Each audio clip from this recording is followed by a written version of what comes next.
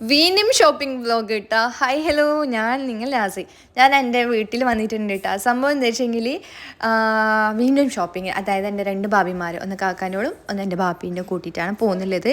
നമുക്ക് എല്ലാം ഒന്നിച്ചിട്ട് തന്നെ ഷോപ്പിംഗ് ആക്കിക്കൂടെ എന്ന് ചോദിച്ചെങ്കിൽ പറ്റുന്നില്ല കേട്ടോ. എന്ന് വെച്ചെങ്കിൽ നമ്മളെ പേർക്ക് കുറേ പിള്ളേർ ഉണ്ടായത് കൊണ്ട് അവരെ സെറ്റാക്കിയിട്ട് നമുക്ക് പോകാൻ പറ്റും. അത് രാത്രിയെ നമുക്ക് അധികം പോകാൻ പറ്റും. ഐഷുവിനും കൂട്ടിയിട്ടുണ്ട് കേട്ടോ.